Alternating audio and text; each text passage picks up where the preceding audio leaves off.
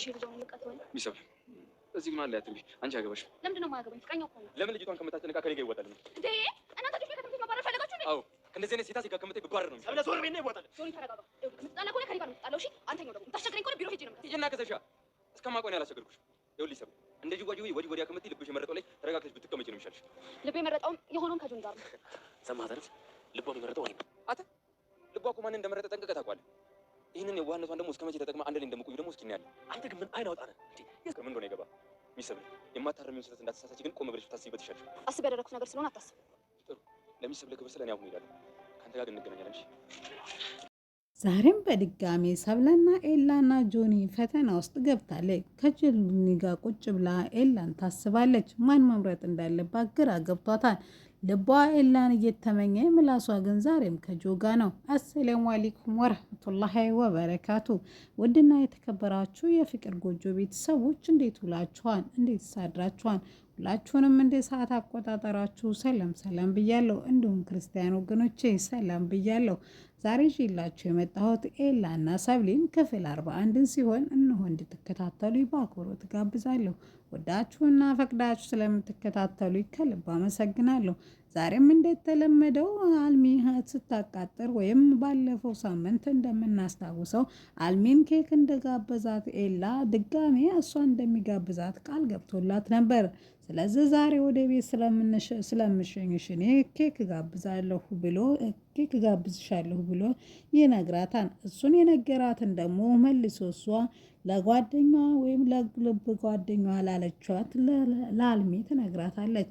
እሷም ማቃጠሯን ምንም ስለማታኬዳ ሁሉንም ነገር ለጆ ትነግረዋለች። ጆል ምን ያሽለጠልጥሃን? እንደ ወንድ ኮስተር አትልም ወይ? አንተ ነህ አባወራ ወይስ እሱ ነው?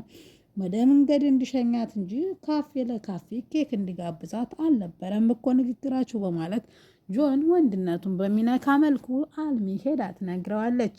በዛ ላይ ደግሞ ካሌብ ተናዶባት ሊመታ ሲል እውነቷን ነው ያስደፈረችኝ እኔው ሰብለ ናት በማለት ወደ ሰብለ ተናዶና ተበሳይቶ ወደ ሰብለ ይሄዳል። ሰብሊ በሀሳቧ ኤላን እያሰበች በጭንቅላቷ በልቧ ኤላን እያሰበች በጭንቅላቷ ደግሞ ጆን እያሰበች እየተብሰለሰለች እያለ ተግዛና ፈዝዛና ደንዝዛ እያለ ጆ መቶ ይጮህባታል። ምን እንደተፈጠረ እስቲ ንገረኝ፣ ምንም የማውቀው ነገር የለም ስትለውም እሱም የተስማማችሁት እኮ ኬክ ሊጋብዝሽ ሳይሆን ወይም ካፌ ለካፌ ሊጋብዝሽ ሳይሆን ከትምህርት ቤት ወደ ቤት ሊሸኝሽ ነው። ስለዚህ ማትፈልጊ ከሆነ ቁርጤን ንገሪኝና መንገዴን ሊቀጥል። ወደድኩሽ እንጂ ምን አደረግኩሽ? ወንድ ልጅ ነኝ እኮ ስከበር ወርዳለሁ። ስለዚህ ማንም ሰው ክብሬን እንዲያወርድብኝ አልፈልግም። በኤላ ምክንያት ደግሞ ስንት የተዋረርኩ። ማቶጂ ከሆነ አሁንም በድጋሚ አላስገድድሽም ብሎ ጥሏል ሊሄድ ሲል ወደ ክልቴር ነው በማለት ስጠይቀውም እሱም ሰላም ወደማገኝበት መሄዴ ነው በማለት ጥሏት ያለችበትና የተቀመጠችበት ይሄዳል። እሷም በጣም ተናዳ ኤላ እንደዚህ ይናገራል በማለት ስታሰላስለው አልሚ እንደነገረችው ያስታውሳል። ስለዚህ እውነቱን ነው ሞራሉን ነክቼዋለሁ ወይም ወንድነቱን ተናግቼዋለሁ። ስለዚህ ከጄ ይቅርታ መጠየቅ አለብኝና ኤላ ፊት ሁሉንም ነገር መናገር አለብኝ ብላ ወስና ወደ ጓደኛዋና ወደ ጆጋ ትሄዳለች።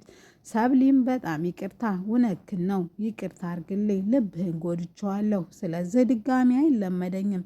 በዛ ላይ ደግሞ ግብዣውን የኬኩን ግብዣ አልተቀበልኩትም። ጠየቀኝ፣ ጸጥ አልኩት ወይም እሺ አላልኩትም። አልሚ ዝም ብላ ነው በማለት እንደዛ ስትለው እኔ ቆንጆ እኔ እኮ በጣም ስለምወድሽ ነው። ከአንቺ ውጭ ሌላ ሰው ማሰብ ፈጽሞ አልፈልግም። አንቺም እኔ እንደምወድሽ እንድትወጂ ነው የምፈልገው በማለት ጆ ልቧን የሚነካ ቃላቶች ከወረወረ በኋላ ኤላ ሰዓቱ ደርሶና ወደ ትምህርት ቤት ወደ ቤት መሄጃው ስለደረሰ ሰብሌን ይሄድና ነይ እንሂድ በማለት እሱም አንተ ግን ምን አይነት ሰው ነህ? ሰው ሚስት ላይ ምን ችክ አደረገህ? በማለትም ይጠይቀዋል። እሱም አንተን ያናገርህ የለም እሷን ነው ሲልም እሱ ማለት እኔ ነኝ በማለት ቀደም ብላ ሰብሊ መመለስ ትጀምራለች።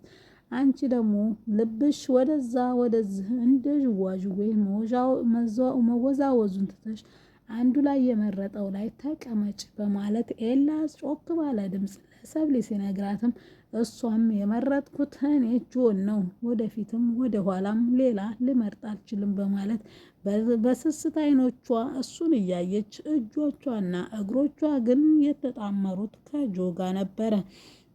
እሱም አየህ አይደል የመረጠችው እኔን ነው በማለት ሲነግረውም ይሄ እውነት እንዳልሆነ አንተም ጠንቅቃ ታውቃለህ። ይህን የዋህነቷን ተጠቅመህ እስከ መቼ ድረስ አብረሃት ትቆያለህ? በማለት መልስ ይሰጠዋል። ምንም የዋህነት ሳይሆን ይሄ እውነታው ነው በማለት ሰብሊ በጮክታ ለኤላ ከህይወታቸው እንዲወጣ ይነግራታል። እሷም ግን ምንም ብትለውም ወይም ምንም ቢላትም ፈጽሞ ግን ሁለቱም የሚተያዩት በስስት አይንና በፍቅር አይን ነበረ። ይህንም ሲላት ታግዛና ፈዛ ወደ ታች አቀርቅራም ነበረ።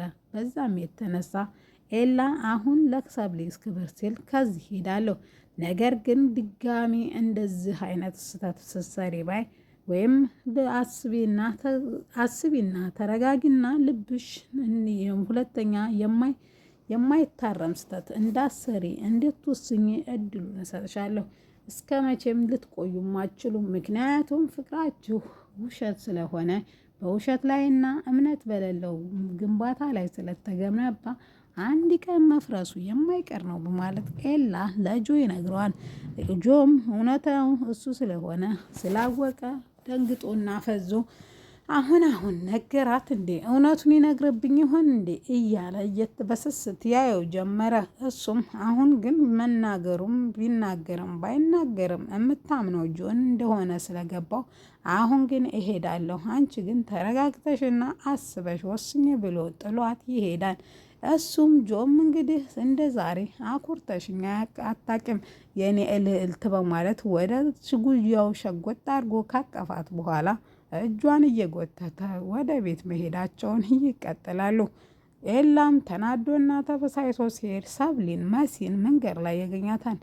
ምንድነው አንተ የሚያበሳጭህ? ምንድነው እንደዚህ ያናደደህ? ብላ መልስ ስትሰጠውም እሱም ጓደኛሽ ናታ ይቺ ጅል የሆነች ይቺ የዋህ እስከ መቼ ነው እንደዚህ የምትቀጥለው? በማለትም ምነው አፍቅርሃታን እንዴ ብላ መሲን በጥያቄው ጥያቄ ስትመልስበት እሱም እንዳላፈቀራትና ነገር ግን በዋህነቷ ጆ ሲጫወትበት ሲያይ ደስ እንደማይለውና እንደማያስችለው ይነግራታል።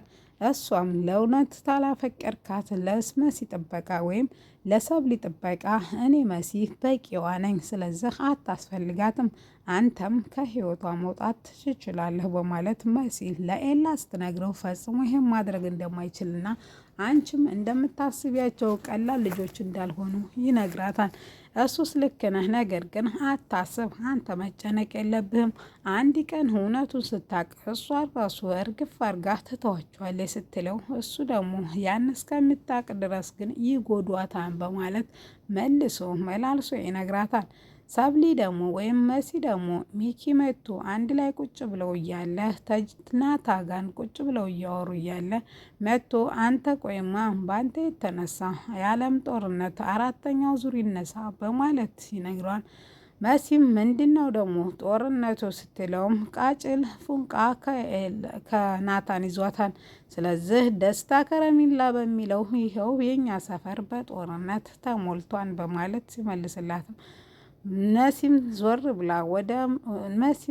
ብላ ወደ ናታን ከረሚላውን አንተ እንደገዛህልኝ አልነበረም እንዴ ነገርከኝ? ስትለውም እኔ ከረሚላው ተገኘ እንጂ ያልኩት እነሱ አይደለም ያልኩት ሲላትም እሷ ናት ወይም እኔ ነኝ አላልኩም ሲላትም ይሄ ግን በጣም ያሳዝና ሁሉንም ነገር ይነግራታል።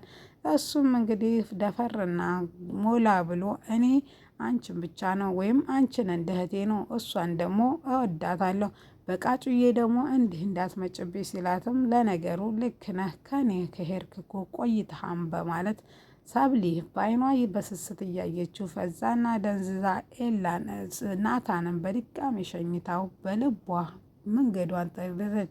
መንገዷን ቀጥላለች። እሱም እንግዲህ በድጋሚ እንደሚገናኙና እንትና ጋር እንደሚገናኙና ሁሌም እንደሚያወሩ በስልክ ነገራት። እሷም እንግዲህ የወንድምነቷን መልካም ምኞቷን ተናግራ ከመንገዱ ዞር ለማለት ወሰነች። መሲ ግን ግራ ገብቷት ሰብሊና መሲ ግን ግራ ገብቷቸው ይችን በኤላ ፍቅር ያችን በናታን ፍቅር ሁለቱም ፍቅራቸውን እንዳጡ እየገባቸው ነገር ግን አለመወሰናቸው ደግሞ ኢቭን ደግሞ ዋጋ እንዳስከፈላቸው ግራ ገብቷታል። አንቺ ለናታን ንገሪው ስትላት አንቺ ለምንድን ነው ለኤላ ማትነግሪው ብላ መልስ ትሰጣታለች። እኔ ኤላን እኮ አላፈቅረውም ስትላትም እኔም ናታን አላፈቅረውም ስላመንኩ ነው እንዴ? ቢያንስ እኮ እኔ ከአንቺን ላይ እሻላለሁ፣ ቢያንስ እንደማፈቅረው ተናግሬያለሁ። አንቺ ግን ልብሽ እያፈቀረው ትናንትና ቤዛን ስንከታተላት የነበረው የወንድማዊ ነው እያልሽ ነው በማለት መልስ ትመልስላታለች። ናታን ደግሞ የነገራት ነገር ፈጽሞ ሰላም ነስቷታል ውዶችዬ።